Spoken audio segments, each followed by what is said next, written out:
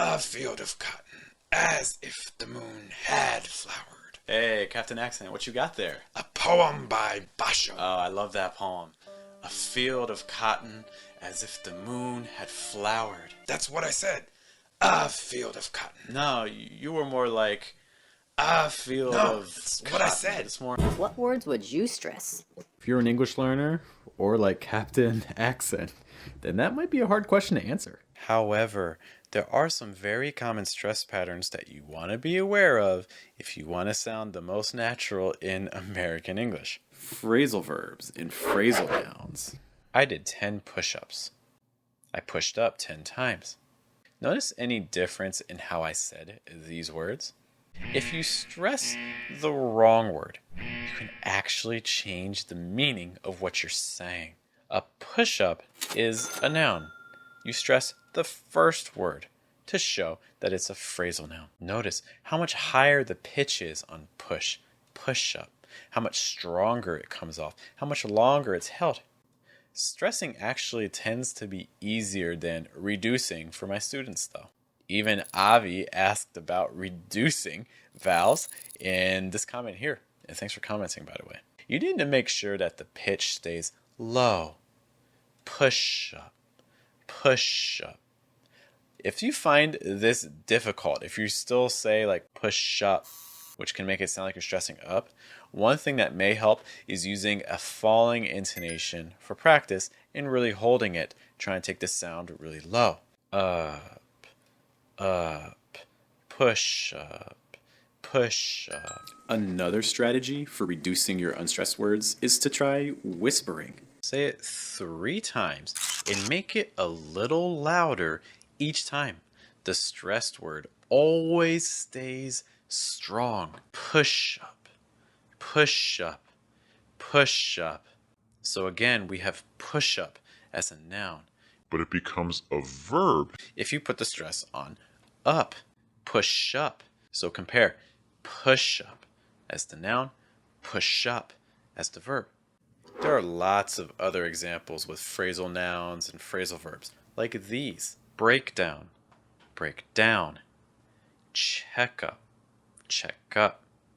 So, if you see this sentence, you should say there was a medical breakthrough, because here breakthrough would be a noun.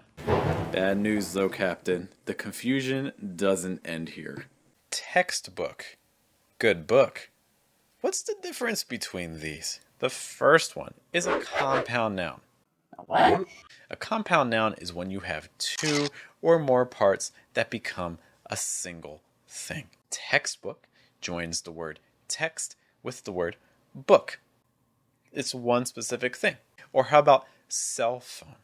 Or even English teacher. Compound nouns stress the first part. Textbook, cell phone, English teacher. But if you're just describing a noun, then you want to stress the noun. Red book, old phone, new teacher. Quiz time. Fingernail, young man, laptop, science test, gas station, little bag. Another common stress pattern that you'll see all the time in English is what I call a 3-word group. These are groups of 3 words that go together as one unit. The first word will get a little bit of stress. The last word will get heavy stress. The middle word, you want that to be pretty weak. Little old man, fancy new car, never want to go, have to leave, very expensive food. Now, there are some words that are likely to be stressed, even if they're the first word. Really nice day. Definitely been better. Every single time. Rarely eats out. Always has money. Let's see now if we can identify words that people are actually stressing. I asked members of my pronunciation Telegram group to say the same poem, and I got a variety of different responses. This one had a bit heavier stress on the word field, A field of cotton. but this one stressed cotton more. A field of cotton. Some people stressed moon and flowered pretty heavily. The moon has flowered. Some only put the heavy stress on flowered. As if the moon had flowered. This brings us to the harsh reality of stress. Different people are doing it different ways. However, there are some general patterns. For instance, notice how native speakers would say the phrase field of cotton. A field of cotton.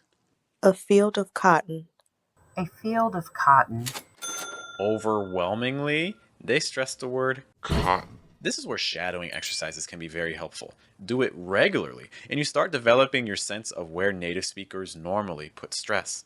We also have a 24/7 stream of shadowing exercises on the channel page, by the way. So, you'll get used to patterns like this. If you have a number and a noun, you normally are going to stress the noun. $5, 10 cents, 3 people.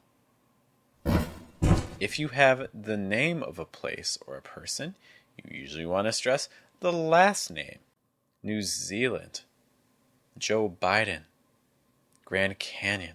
Stress the last number in a group of numbers. 333, 911, 24, 15. For acronyms, you also want to stress the last letter. CNN, BBC, FBI. Uh-oh, I misspelled something in one of those examples. Can you help me find where? Besides making you sound more natural, reductions also let you speak English much, much faster, like they do in movies and shows or conversations with friends. See how to use reductions to speak as fast as native speakers here.